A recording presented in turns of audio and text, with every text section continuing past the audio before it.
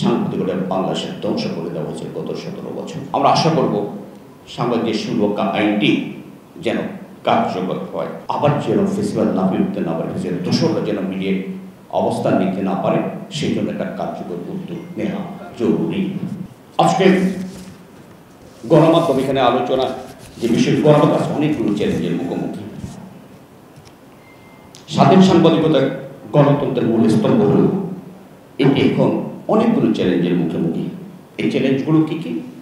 এই চ্যালেঞ্জের মধ্যে আছে রাজনৈতিকভাবে, এই চ্যালেঞ্জ আছে অর্থনৈতিকভাবে, এই চ্যালেঞ্জ আইনিভাবে, এই চ্যালেঞ্জ ক্ষমতামুখী সাংবাদিকতার কারণে, এবং এই চ্যালেঞ্জ মালিকদের দিক থেকেও আসে, যেসব কারণে আজকে স্বাধীন সাংবাদিকতা করা কঠিন হয়ে পড়েছে। আজকে সাংবাদিকদের জন্য, স্বাধীন সাংবাদিকদের জন্য একটা অত্যন্ত নিরাপদ এবং স্বাধীন পরিবেশ অত্যন্ত জরুরি। প্রশ্ন আসতে পারে এখন কি নেই? আছে। এটাকে আমরা আরো নিষ্কণ্টক দেখতে চাই। এটাকে সাময়িক কিছু সময়ের জন্য নয়।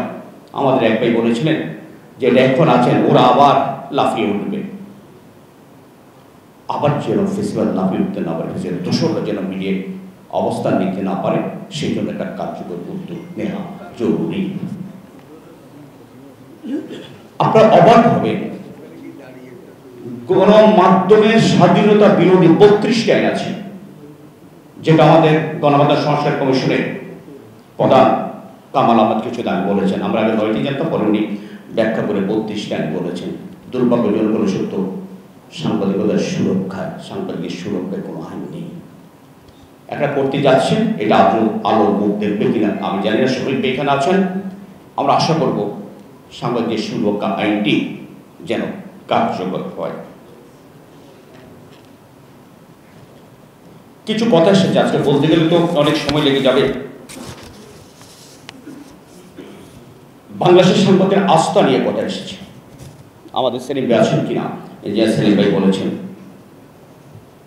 আমিও মনে করি বাংলাদেশের সাংবাদিকতার জন্য এখন সবচেয়ে বড় সংকট হচ্ছে আস্থার সংকট, যেটি গত 17 বছরে একেবারে শেষ করে দেওয়া হয়েছে।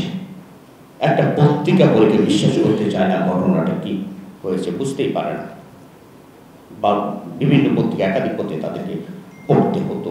এভাবে সাংবাদিকতা বাংলাদেশের ধ্বংস করে দেওয়া হয়েছে গত 17 বছর।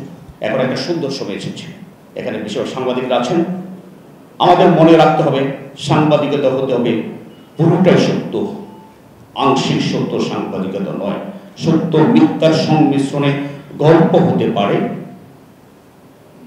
অতিরঞ্জন ফিচার হতে পারে, সেটা কিন্তু রিপোর্ট নয়।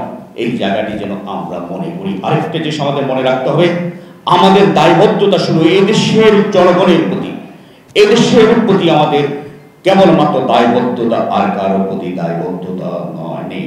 যদি সাংবাদিকদের প্রতি দায়বদ্ধতা থেকে থাকে, তাহলে সেটা সাংবাদিকতা থাকবে না, থাকবে না। তখন আপনি পক্ষপাত দুষ্ট হয়ে যাবেন। এই জিনিসগুলো আমাদের দেখতে হবে। আজকে বাংলাদেশের অধিকাংশ সংবাদপত্র, প্রায় সবকটি সংবাদপত্র যদি আমরা বলি, পক্ষপাত দুষ্ট, পক্ষপাত দোষী। স্বাধীন সাংবাদিকতার জন্য সংবাদ মাধ্যমগুলোর নিরপেক্ষ মনোভাব খুব বেশি জরুরি।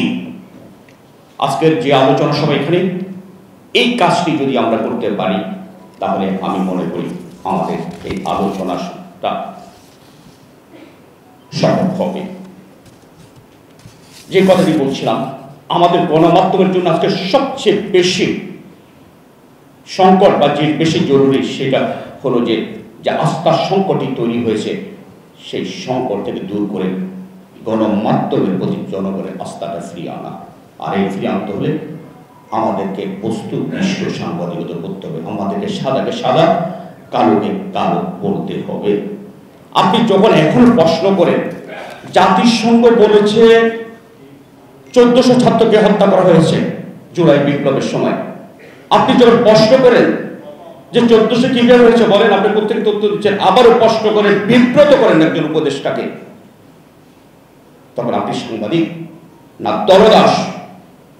আপনি কি ফেসিবাদের বিপক্ষে নাকি আপনার ফেসিবাদের পক্ষে, আপনাকে বুঝতে আমাদের খুব কষ্ট হয়।